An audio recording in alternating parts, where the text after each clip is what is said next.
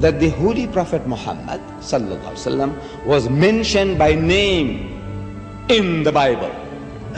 I have read the Bible through many times. And others such as I have read it many more times. What has happened is this. The Old Testament, according to Christian authorities, was preserved in the Hebrew language. In the Old Testament, in the Song of Solomon, chapter 5, verse 16, in the Hebrew language, it reads, Hikko mamittakim vi kullo Muhammadim zahdudi vi zahra'i bainat Jerusalem. Song of Solomon, chapter 5, verse 16. The word Muhammadim is Muhammad, im, I am im. Im is a plural of respect in Hebrew. You see the first verse of the Bible, book of Genesis, chapter 1, verse 1. It says, in the beginning, God created the heavens and the earth. The word God in Hebrew there is Elohim. In Hebrew, El stands for God, Elah stands for God, Elohim is a plural form to say with awe, respect and reverence, plural of respect.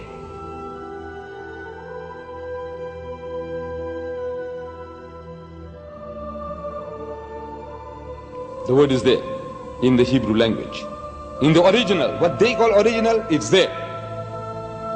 But they have translated that in English as altogether lovely. So this beloved of mine is altogether lovely, says Solomon. You can't associate with the word Muhammad. You read it 1,000 times, altogether lovely, altogether lovely.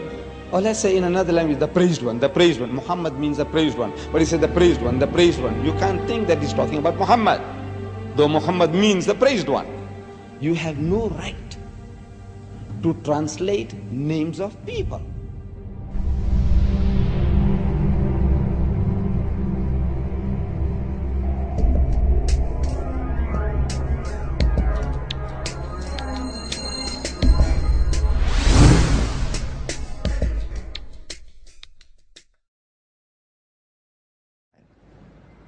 إذ قالت الملائكة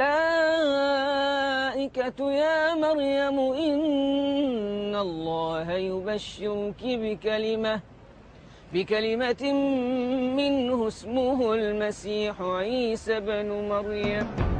The story of Jesus' birth is narrated in vivid detail in the Quran. As in the Bible, an angel tells Mary she is pregnant despite being a virgin.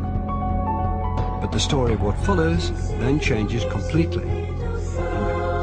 In the Bible, Mary's role is limited to the passive mother of Christ. The Quran gives accounts of her ancestry, her birth, her childhood in the Temple of Solomon, and as mother of Jesus. She's the only woman mentioned by name in the Quran.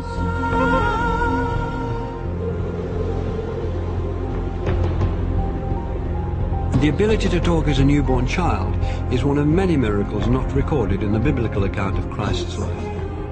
We have more sayings in the Islamic tradition about Jesus than you'll find in the Gospels themselves. So there is a possibility that other things did happen. There were many Gospels around that didn't all make it into the New Testament. And the Church tried to limit the number of Gospels. In the Christian narrative, the most central and fundamental point of Christianity is the death and resurrection of Jesus Christ. Well, Islam basically denies that. وقولهم إنا قتلنا المسيح عيسى بن مريم رسول الله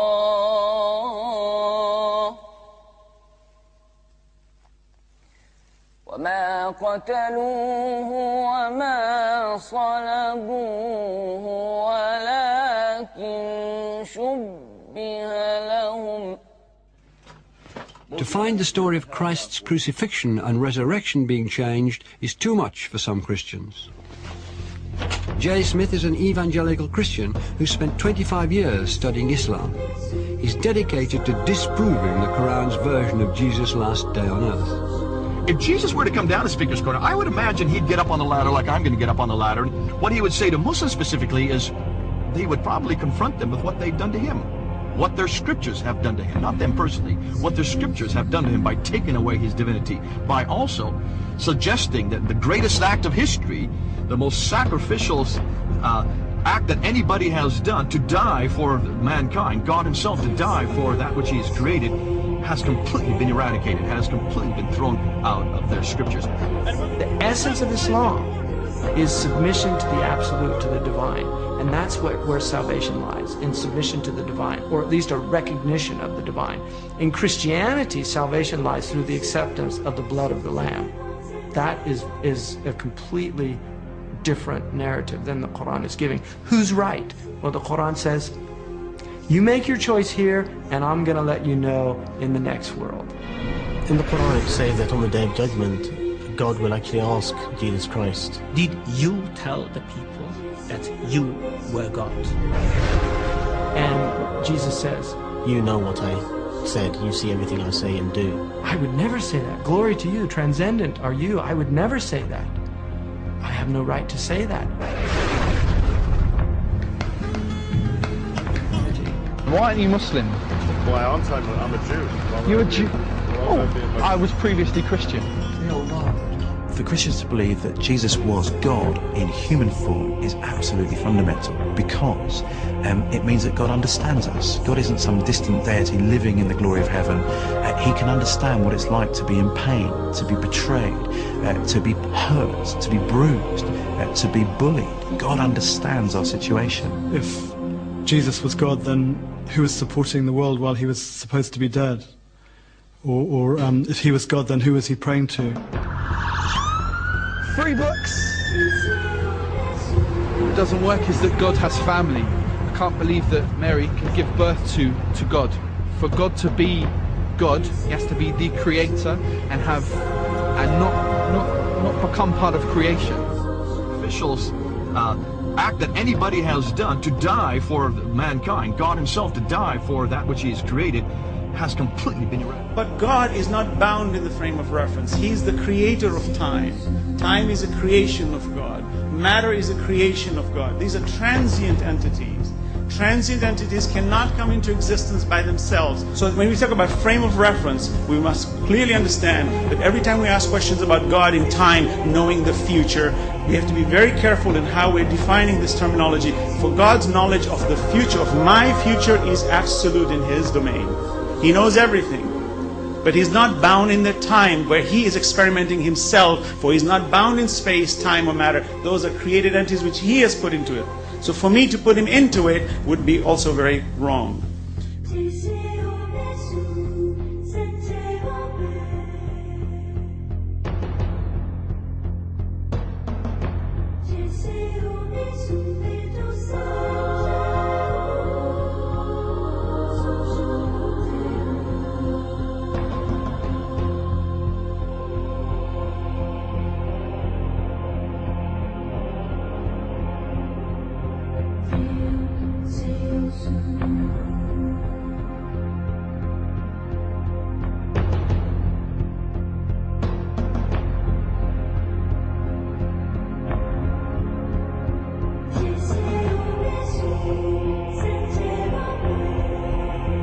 Prophet Adam was created from no female and no male. Eve was created from one male and no female. Jesus was created from one female and no male. And all of us have been created from one male and one female. These are 4 examples for us to benefit from, to understand the divinity of our Creator.